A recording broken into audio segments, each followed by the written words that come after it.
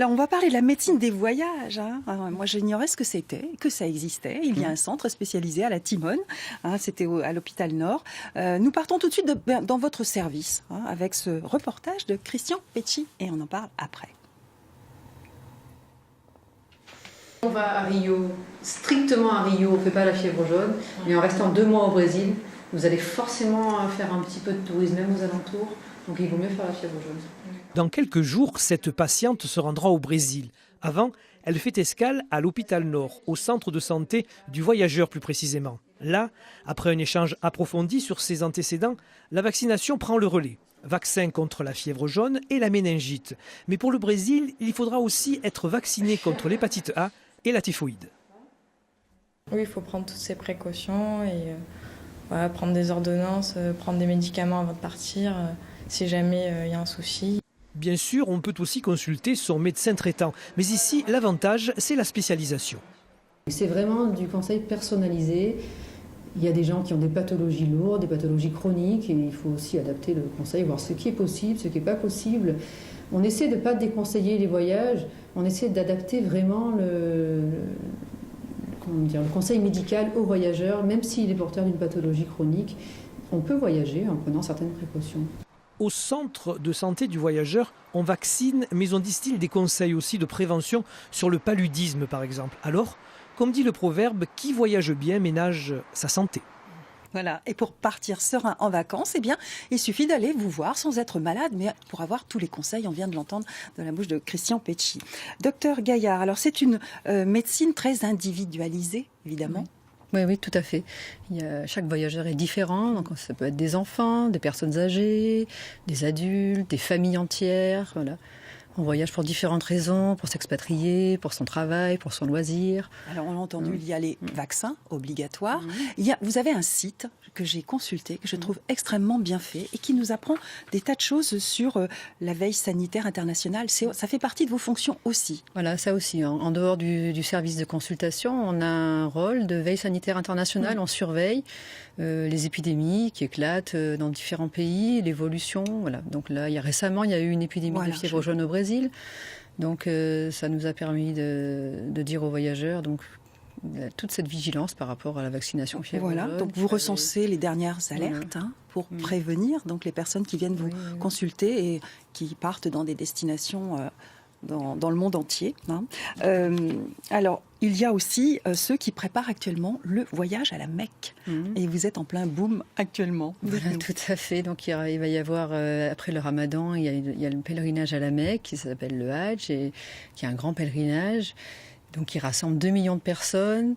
Et donc, il y a des recommandations qui sont émises par l'Arabie Saoudite pour tous les pèlerins pour que ça se passe bien. Et notamment, il y a une vaccination obligatoire contre la méningite à méningocoque et qui se fait dans les centres de vaccination internationaux. Voilà.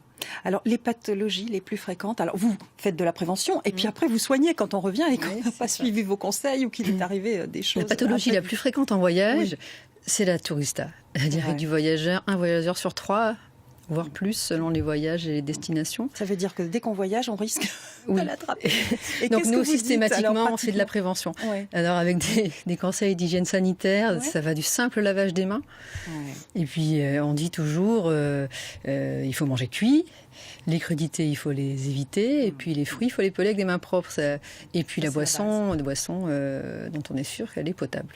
Voilà. Et malgré ce, un voyageur sur 3 à la diarrhée, on prescrit systématiquement des traitements à emporter. Voilà.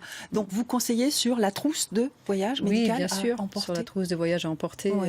Alors la deuxième grande pathologie, c'est le paludisme. Oui, c'est vrai. La tourista, c'est la plus fréquente. Le paludisme, c'est quand même quelque chose c'est peut-être moins fréquent, mais c'est dangereux, puisqu'on peut en mourir. Voilà. Donc comme on peut en mourir, on se rattache un petit peu à la prévention du paludisme.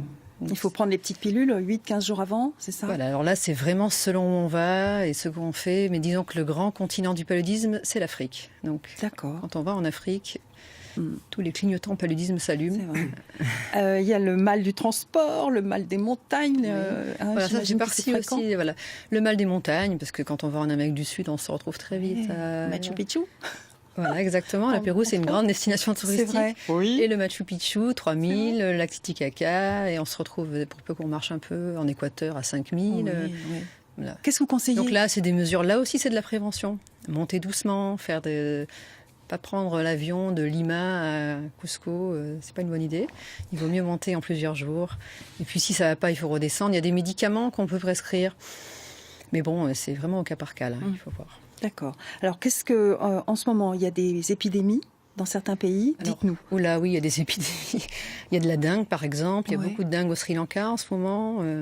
D'accord. On a peut-être entendu parler du choléra au Yémen, de la fièvre jaune au Brésil. Il y a des épidémies régulièrement sur toute la planète. Ouais. Ça veut dire que si plus ou moins dangereuses pour le choléra, c'est pas dangereux, par exemple, pour les voyageurs. Bon.